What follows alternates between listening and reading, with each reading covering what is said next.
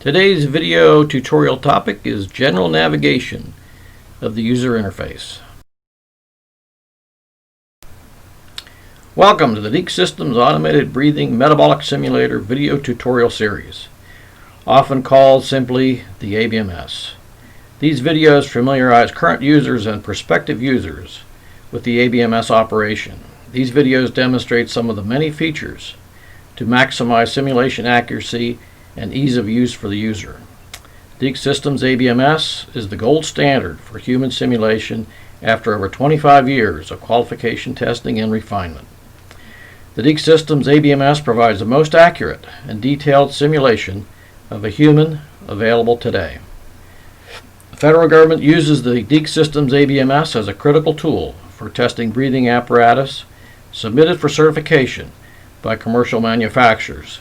Now let's get started exploring an amazing system, the Deec Systems ABMS.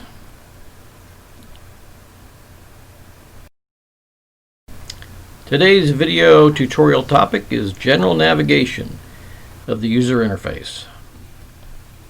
As you can see, the entire system is entered through a single icon on the desktop. What you see after you open that is you see three options.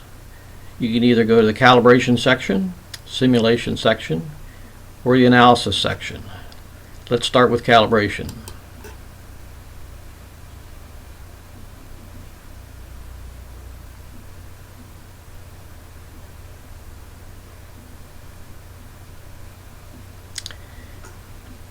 As you can see here in this particular system, we don't have any DAC card connected at the time, so we get this warning to investigate the problem. Now you'll see this is divided up into several sections. This is for anything involving the A to D converter input. This is involving lung and valve calibration or control setup. Here's some manual controls for just routine testing, such as simply exercising the lung. Here is an important entry here where you can save all the results from calibration that it may have been done in the past during this session, and then a list of miscellaneous tasks. Now also, what's shown here is a graph of the live graph of the various signals that are coming into the system. You can select these through these pull-down menus, such as oxygen concentration, CO2 concentration, mouth pressure, lung flow. Now this is just an artifact. The lung flow is actually controlled by the system. Wet bulb and dry bulb temperature. And again, these are live coming into the system, so you can use these to just do a routine check of any particular parameter during this calibration process. You have a couple options here. You can either have this graph be scaled automatically, or you can manually scale the graph. This is true of most of the graphs in the system, where by manually controlling the graph you can actually enter here what you'd like the maximum to be for your particular interest, or you can go back to automated scaling, where it'll scale the graph for you automatically. Barometric pressure for the conditions during calibration. Temperature, this is the temperature of the lung in the system. You'll note here that these are in yellow, and this is in a turquoise. Yellow entries are indicating where the user would put entry in. Turquoise is an indication of information coming back to the user. So that's kind of a quick overview of this particular screen. We'll get into this much more depth in later tutorials.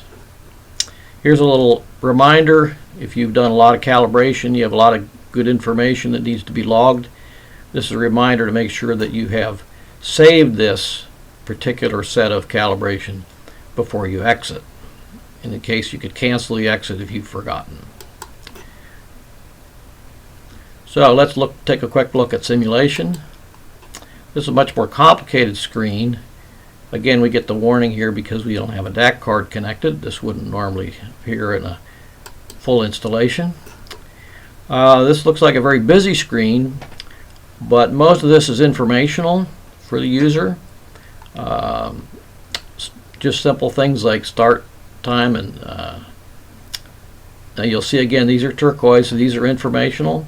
This is yellow entry point, so this would be where you'd put in the name of the file that's ultimately going to be produced.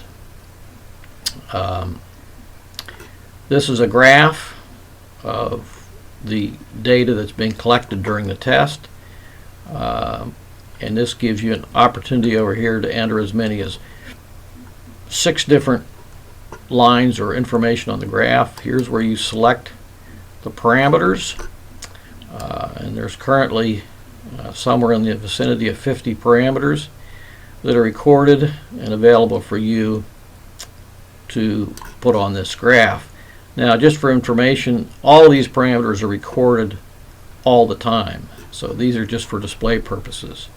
Again, here's another section which is available where it lists numerically various parameters that you've selected, and these again are can be user defined, but these will give you both minute updates or an averaging interval that you've selected down here, but it'll also report, if you like, breath by breath data as they come in.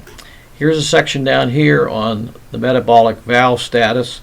This tells you basically what flow rates are being used in the simulation process,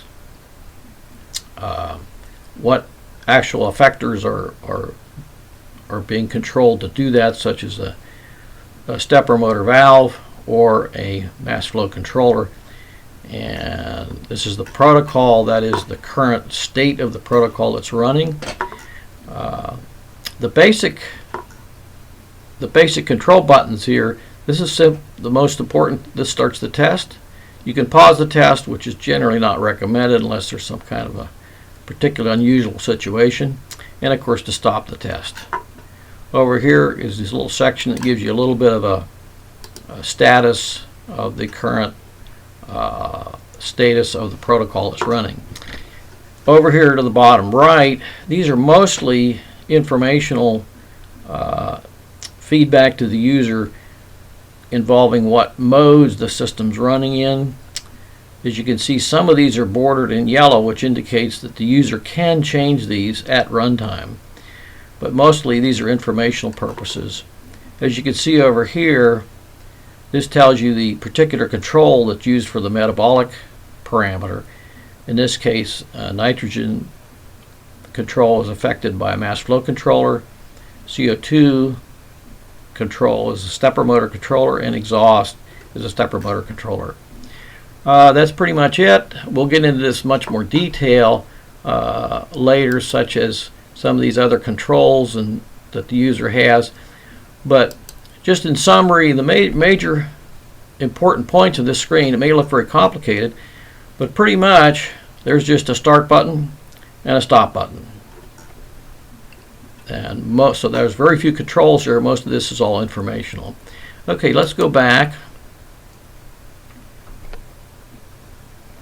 And now let's look at the last phase of the system, which is analysis.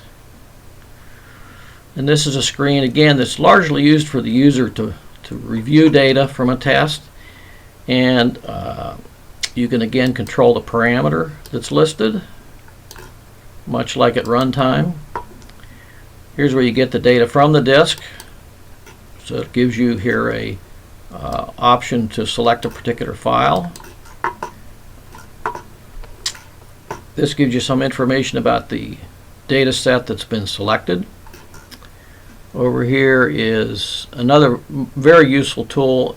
You can export this data to Excel file using various means here. You can either, well, we'll get into this more later. Let's just press this just to show you what happens. It brings up Excel and fills in some data. And it'll also put some headers in here for you if you're interested. In other words, this particular screen here was just generated. So let's close that and go back. Here you can take some data that comes from a data file, and you can actually average it for an averaging interval that might be longer. You can also control the start and the end time of what's displayed on the graph. But that also controls what is sent out to the Excel file. Okay, well, that's pretty much it for general navigation.